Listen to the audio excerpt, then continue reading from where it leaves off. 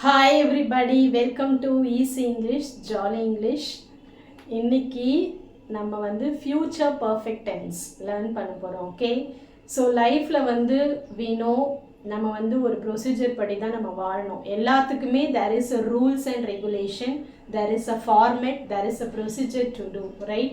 எக்ஸாம்பிளுக்கு சொன்னோம்னா நம்ம ஒரு வேலைக்கு போகிறோம் அப்படின்னா டைமுக்கு போகணும். ஸோ அந்த டைமுக்கு போகிறதுக்கு நம்ம என்ன ஃபாலோ பண்ணணும்? காலையில் எந்திரிக்கணும், ஃப்ரெஷ்அப் ஆகணும், டைமுக்கு குக் பண்ணி முடிச்சுட்டு ரெடி ஆகிட்டு we have to go, right?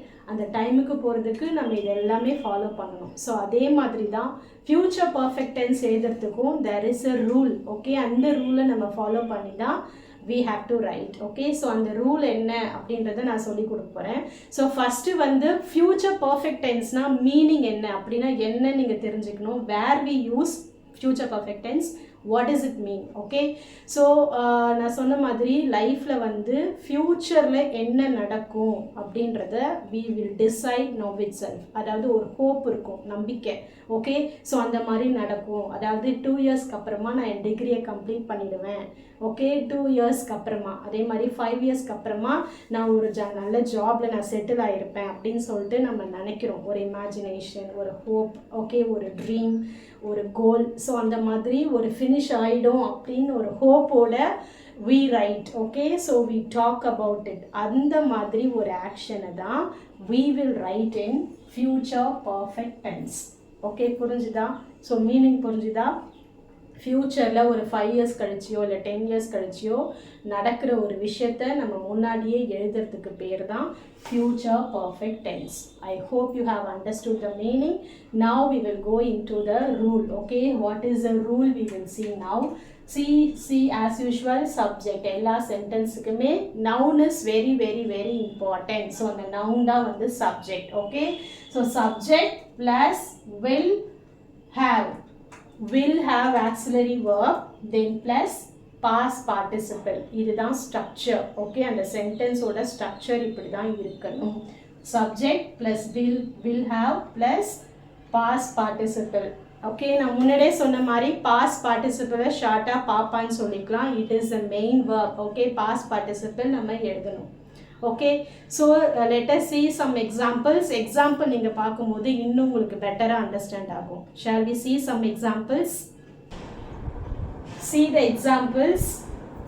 In 2 days I will have finished the project.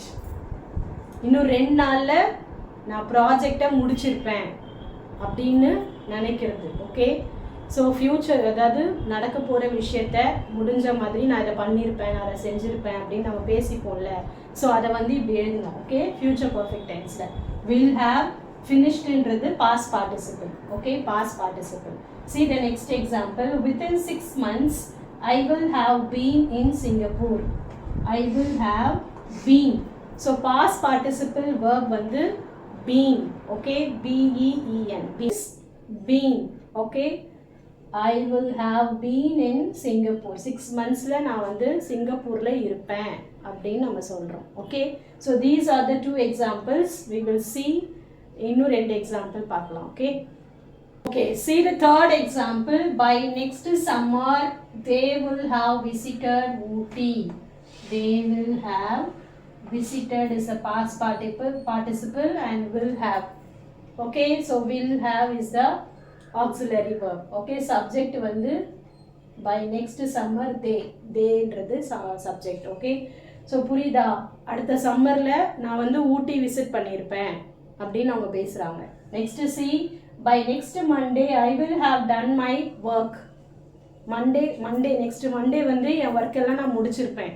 Okay, புரியுதா? ஸோ இந்த மாதிரி ஃப்யூச்சரில் நடக்கிற ஒரு விஷயத்த when we are talking we must use future perfect tense. அவ்வளோதான், ரொம்ப ரொம்ப simple, not to worry. Okay, so இன்னொன்று என்னென்னா, இப்போ இந்த will have வந்து எல்லா சப்ஜெக்ட்டுக்கும் வருமா அப்படின்ற ஒரு டவுட் உங்களுக்கு இருக்கும்.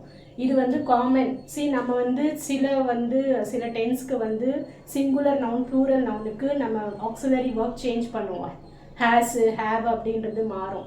பட் இங்கே வந்து it is common for all the subject, no changes at all. Okay, will have தான் வரும். சிங்குலர் நவுனாக இருந்தாலும் will have, ப்ளூரல் நவுனாக இருந்தாலும் வில் ஹாவ் தான். ஓகே, புரிஞ்சுதா? ஸோ நெக்ஸ்ட் வீடியோவில் உங்களை நான் மீட் பண்ணுறேன். ஏதாவது டவுட்டுனா you can ask me at any time. Okay, கமெண்ட்டில் கேளுங்க. அதே மாதிரி உங்களுக்கு யார் யாருக்கெல்லாம் ஷேர் பண்ணணுன்ட்டு தோணுதோ யூஸ்ஃபுல்லாக இருக்கும், உங்களுக்குலாம் இந்த வீடியோ வந்து யூஸ்ஃபுல்லாக இருக்கும். புரியலன்னா என்கிட்ட கேளுங்க. Okay, so I hope you have understood future perfect tense. Okay, it's very very easy.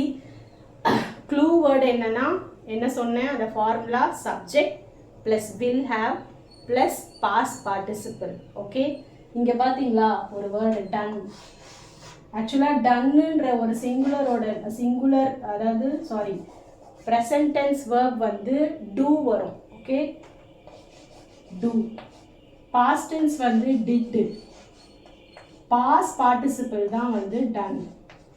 Past participle V3. புரிஞ்சுதா? ஸோ V3 வந்து நீங்கள் லேர்ன் பண்ணிக்கோங்க. It is also very very easy. Okay, thank you, thanks for வாட்சிங். மறுபடி நான் next வீடியோவில் சந்திக்கிறேன். Okay, thank you, பாய்.